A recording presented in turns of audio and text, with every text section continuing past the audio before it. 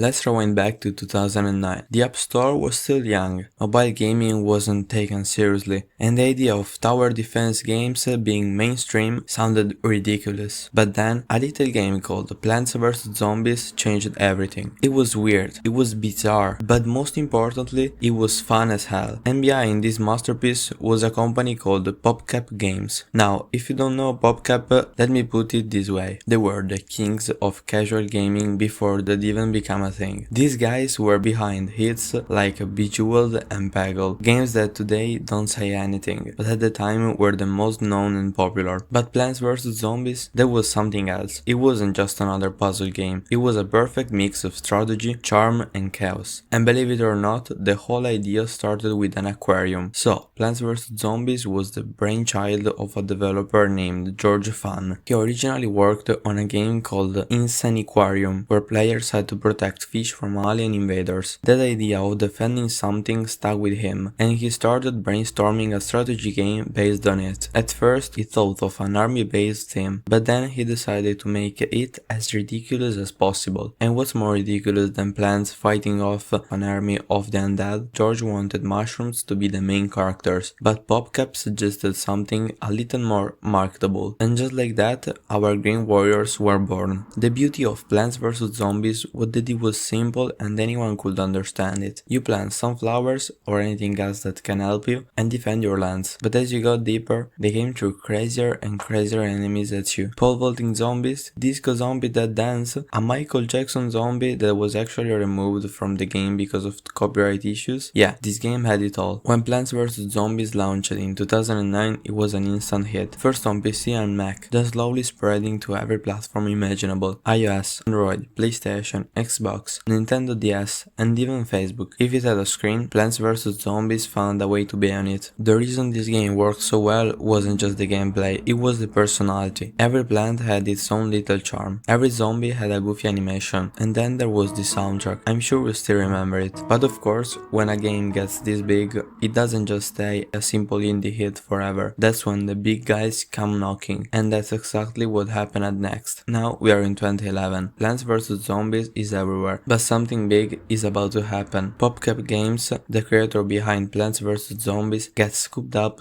by EA in a deal worth around 750 million. And it wasn't just for Plants vs Zombies. PopCap had a reputation for making casual hits, but let's be real here. EA didn't acquire PopCap to keep things the same. They had big plans for Plants vs Zombies, and it didn't take long to see how things were about to change. After the acquisition, PopCap went to work on a sequel. Plants vs Zombies 2 was coming. The hype was real. The game was released in 2013, and when it finally dropped, people went crazy. Everybody downloaded it and started grinding, but there was something that the community hated. Plants vs Zombies 2 brought a lot of new stuff to the table. New plants, new zombies, new worlds to explore. This wasn't just a rework of the first game, but EA made a decision that left a bad taste in a lot of players' mouths. They introduced microtransactions. The game was still free to download, but now you could buy things like extra power-ups, plant upgrades, and even whole worlds if you didn't want to grind your way through them. It was a pretty big change from the original game, where you earned everything by actually playing it. At first, people were optimistic. After all, the game was still fun, right? But then, the cracks started showing. Some plans and upgrades were locked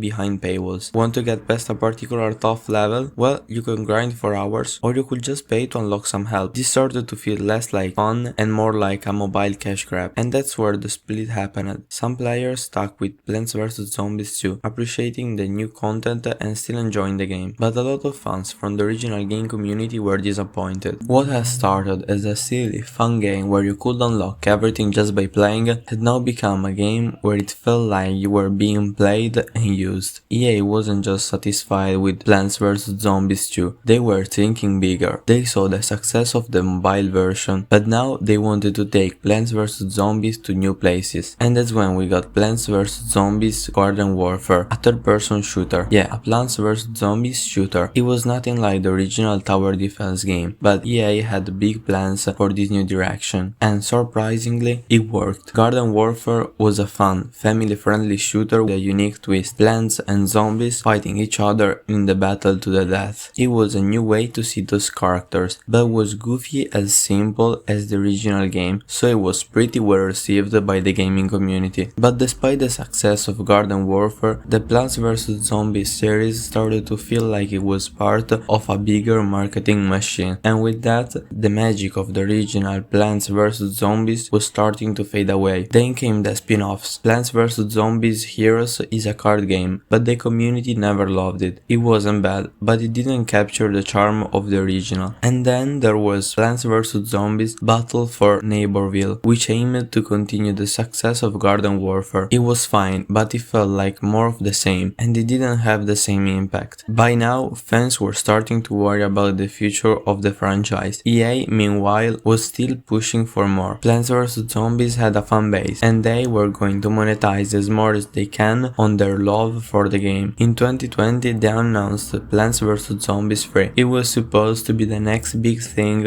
in the series. Fans were hyped, but soon after, it went dark. No updates, no new information, just silence. Then, out of nowhere, it came back in beta form, but this time, something felt off. The graphics had changed, their style was different, and fans were already feeling a sense of deja vu. After all these years, could Plants vs Zombies ever return to its roots, or was it forever changed by EA's vision? At this point, the future of Plants vs Zombies seemed uncertain. The community was still hoping for a return to origins, or at least to a game that didn't just rely on microtransactions but focused on the charm and creativity of the original. But things were never the same after Plants vs Zombies 2 and the acquisition by EA. And while the game still has a loyal fanbase, the magic that once made Plants vs Zombies stand out in a crowded market is starting to feel like a distant memory. As we know, EA wasn't satisfied with just the core Plants vs Zombies games. They had a bigger vision for the franchise, and the result? A whole bunch of experiments that, while interesting, didn't always land the way fans hoped. By the way, back in early 2010s, it stood alongside giants like Angry Birds, Cut the Rope and Fruit Ninja, proving that mobile games could be relevant